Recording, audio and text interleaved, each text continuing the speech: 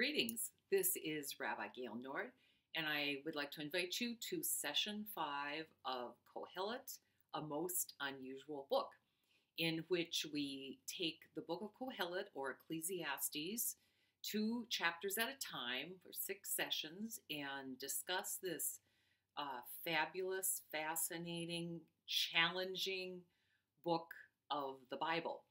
And this week we will be looking at chapters 9 and 10. Our next session, session 6, will be our last. And as I've pointed out in other videos, as I'm doing these videos concurrently, I am teaching this in a classroom setting. So I do the video after the classroom teaching portion of this, so I will bring insights into what we have discussed in class. And next week, for our final class session, I am going to ask the participants to share what they've learned from Qoheleth. What have been the challenges? What have been the learnings? Has it changed their perspective in any way? So I will be sharing some of those insights with you next week or next session. Not necessarily you're watching these week by week as I'm doing them, but I think that will be something to look forward to. So if you have a text of Qoheleth, which I certainly hope you do, any version will do. One of the things that's fun is to use different versions. I'm going to read to you now the beginning of chapter 9, which I should note is one of those sections in Qoheleth that the Hebrew is a little bit garbled in the versions that are existent. And so translation is a little difficult, and those who translate are doing some guessing, which happens certainly in manuscripts as old as this. So here's what it says. For this I noted, and I ascertained all this, that the actions of even or the actions of the righteous and the wise are in God's hand. Also love, also hate. Man knows nothing of these in advance. For the same fate is in store for all, for the righteous and for the wicked, for the good and the pure and for the impure, for him who sacrifices and for him who does not, for him who is pleasing, for him who is displeasing, for him who swears, and for him who shuns oaths. Now we see in this section some reiterated themes. We have Qoheleth, whoever that is, speaking in the first person again and talking about what he has noted and from his observations, what he has ascertained or what he has learned. And he's speaking of really a type of determinism, that the actions of even the wise and the righteous are determined by God. So in some sense, he is saying that we are not 100% free in the choices that we are making in life. And I think as we read through this book, we see that Qoheleth's view is a mix, that in some ways our actions, our choices in life are determined by God, since we operate, all of us, whether we know it or not, within the context of God's plan for creation. We didn't bring ourselves into the world, and we're not going to take ourselves out of this world, and we don't really know where we came from, and we don't know where we're going. But for those of us who do have a sense that there is a force of love and goodness in the universe, there is some kind of a sense that there is a larger purpose in which we play a part, although we do not know what the purpose of this part that we play. At least we don't know in this life. Qoheleth would certainly say that one of his goals is learning, is observing, is understanding as best we can what the point is. And he comes to the point of saying, I can't. So all we should do is chill and enjoy life. So he's saying we don't know what comes in advance. We've heard this before. We've heard him say before that the same fate is in store for all people, whether they're good or pure. And where it says pure, that's actually ritually pure in a Jewish context. That if you read through the book of Leviticus, there are a lot of actions which would render one impure in a ritual sense, unable to participate in religious ritual. And there is always ways of rectifying that impurity. So the good and the pure. And what is this? What's he talking about? The same fate? The same end? Well, we know he's talking about death.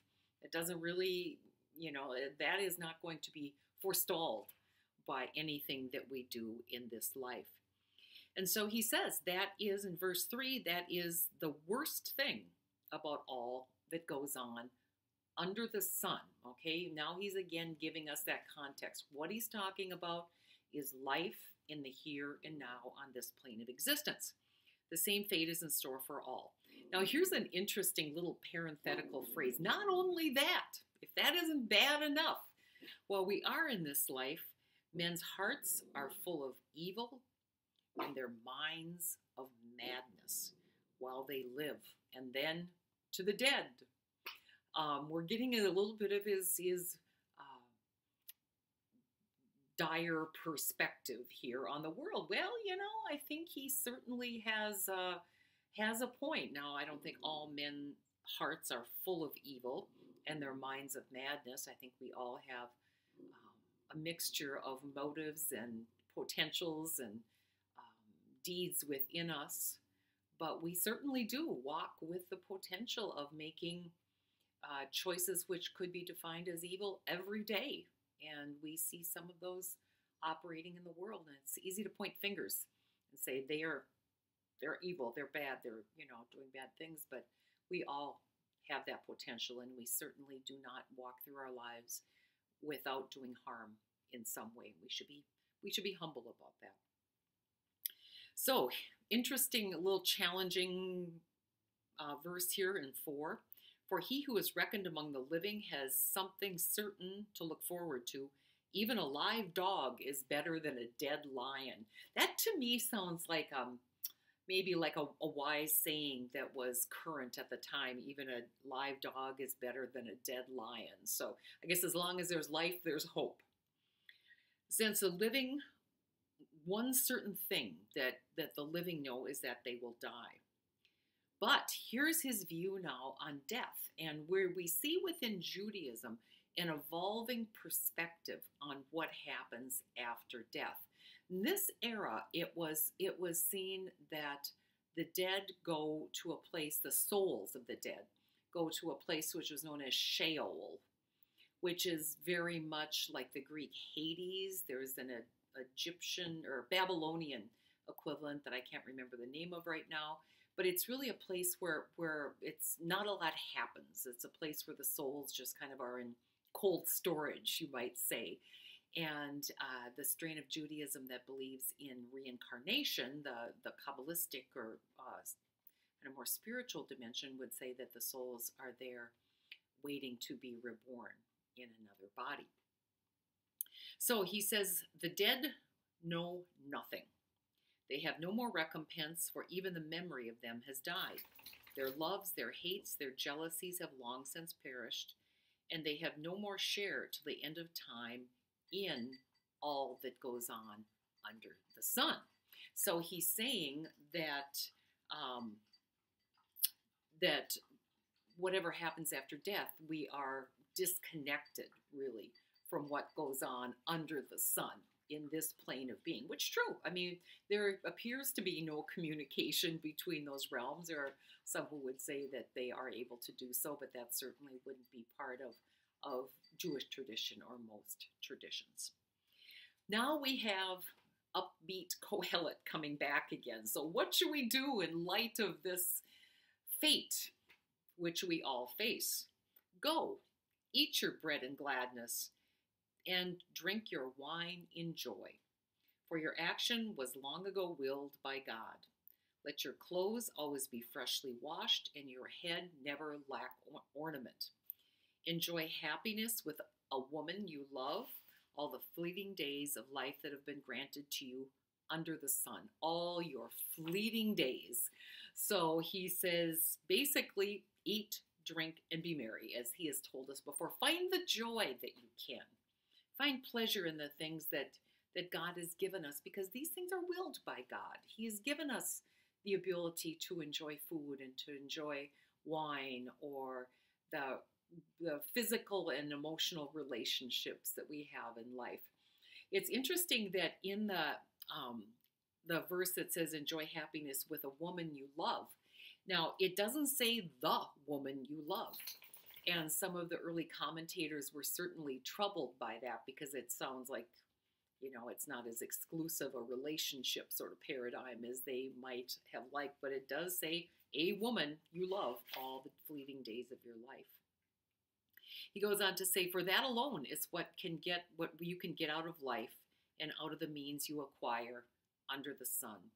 Whatever is in your power to do, do with all your might. So live with gusto. Don't live as a shadow, as a grieving, sorrowful shadow, particularly as one comes to terms with the fact that this is temporary. This is a temporary home. So enjoy. Love every day. For there's no action, no reasoning, no wisdom in Sheol, where you are going. All right, so we talked a little bit about that, what the concept of Sheol. And Judaism does evolve to have more of a sense of kind of a resurrection type teaching, probably a little more similar to the Christian perspective. But basically, within Judaism, the focus is not on what happens after death. As Qoheleth says, it's what you do in life. It's how you live with joy and gratefulness for all that God gives, and spend your days doing good. So here's what Qoheleth says further. I have further observed under the sun, and this is a famous saying, that the race is not won by the swift, nor the battle by the valiant, nor is bread won by the wise, nor wealth by the intelligent, nor favor by the learned, for the time of chance comes to all. And a man cannot even know his time. As fishes are enmeshed in a fatal net, and as birds are trapped in a snare, so men are caught at the time of calamity when it comes upon them without warning.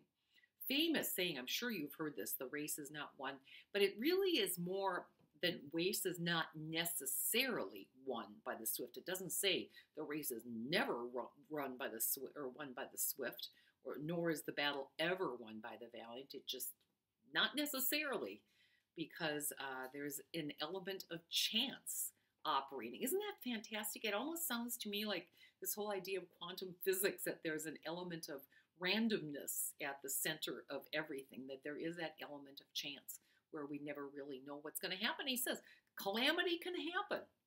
You never know, God forbid, when something will befall you. So what else has he observed? This thing I too observed under the sun. Under the sun, he's always giving us this context over and over and over. I should go through and count. There's like 30 some times he uses that phrase, although it even seems like more. This thing I observed under the sun about wisdom, and it affected me profoundly. I love that we get insight into this human being, who he, what's affecting him. He's sharing his emotions with us. There was a little city with few men in it, and to it came a great king, who invested it and built mighty siege works against it. Present in the city was a poor wise man who might have saved it with his wisdom, but nobody thought of that poor man. Now, this is a little hard to understand. This isn't a very good translation, and even the commentary in my version here points out it's better to say, and the king found it in a man who was poor but wise, and it was he who saved the city by his wisdom. So it says the poor wise man actually did save the city, and the king had a role in the sense that the king found this poor wise man. But nobody thought of that poor man, so he didn't get credit for this. And so Qoheleth observes, wisdom is better than valor, but a poor man's wisdom is scorned, and his words are not heeded.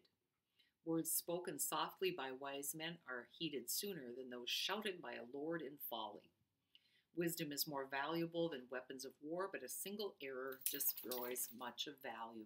Well, I certainly see this in our country today, that the words of the poor, the powerless, are not heeded.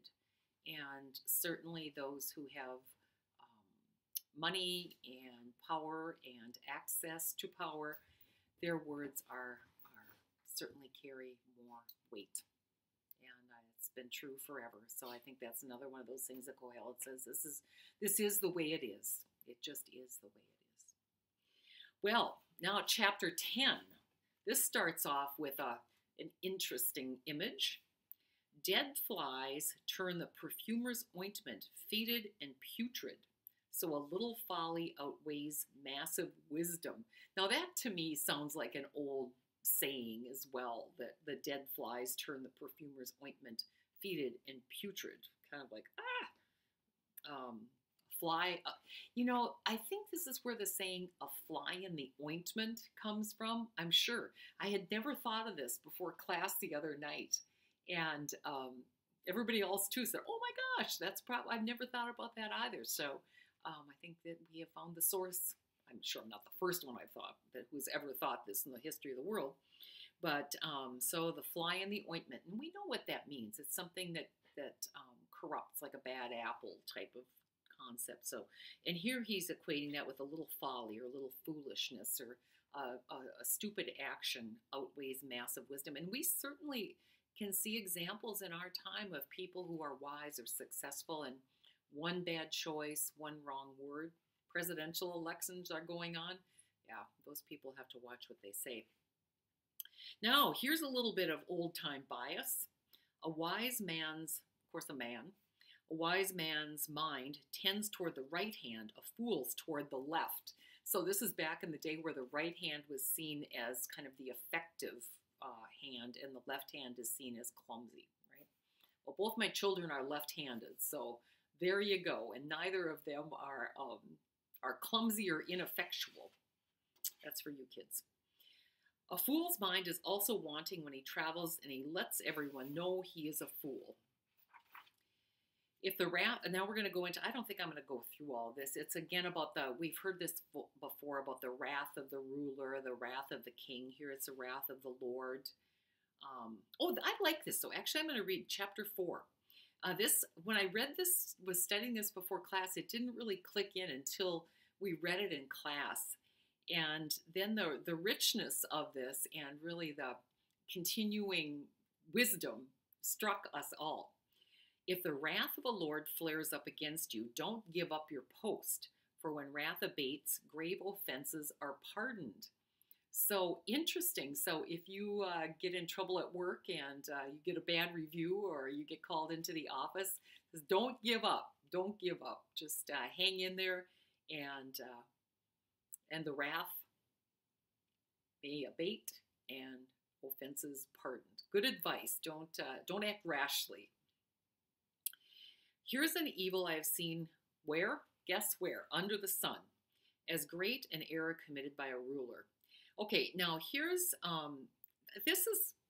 this really shows maybe Qoheleth's kind of hierarchical bias, or it just maybe reflects the culture of the time. He says, folly was placed on lofty heights, while rich man sat in low estate. I have seen slaves on horseback and nobles walking on the ground like slaves. Well, that's, certainly nothing of our era. Now, he's giving us some examples of how we can hurt ourselves inadvertently or carelessly. And this kind of gives us a little insight into the dangers of the day. He who digs a pit will fall into it. He who breaches a stone fence will be bitten by a snake. He who quarries stones will be hurt by them. He who splits wood will be harmed by it. If the axe has become dull and he has not whetted the edge, he must exert more strength. So it's like, you need to be careful, going back to that idea that there is this element of chance that things can happen. And being aware of that, we should be careful and make sure that our axes, our literal or metaphorical axes, should be sharp before we undertake a dangerous task. Thus, the advantage of a skill depends on the exercise of prudence. So he's saying, we want to be prudent. I mean, you don't want to be foolish. Be careful. And he knows what the end is. We know what the end is, but don't cause yourself unnecessary suffering by being foolish. And he talks about a snake charmer. Well, I don't know about that. Again, he talks about the importance of watching your tongue. Don't say anything foolish. The fool talks and talks. A man cannot know what will happen. Who can tell what the future holds? All right. So, he's reiterating. Verse 16, alas for you, O land, whose king is a lackey. Actually says a youth, whose king is a youth, and whose ministers dine in the morning. My goodness. Happy are you, O land, whose king is a master or a noble, and whose ministers dine at the proper time, with restraint and not with guzzling. How awful that you should have guzzling ministers in your... I just think that's cute. I don't know. It struck me funny. All right. Now he's giving a little warning against slothfulness here at the end of the verse. You're slothful. The ceiling sags. The house caves in. They make a banquet for revelry. Wine makes life merry, and money answers every need. Or it gives pleasure. Well, yeah, it does. Don't revile the king. Don't revile a rich man. Listen to this. Don't revile a rich man even in your bedchamber, for a bird of the air may carry the utterance, and a winged creature may report the word. Always be careful what you say. Good advice? I think so. So as usual, Qoheleth has some interesting wisdom, his interesting perspective about life. It's like he's kind of working in circles, not really circles, but loops. He kind of goes back to these themes and enlarges on the themes. There are those who say that his perspective in this book is quite jumbled, that he's not consistent in his perspective. But I think if one takes as really the core of what he's working on, the perspective as we have of him talking about things that happen under the sun, his observations of life, and the challenges of life, and also how best should we live. We have a lot to learn from this ancient work, and it's, once again, it's been good being with you here under the sun. We'll be back next week with session 6. God bless you. Shalom.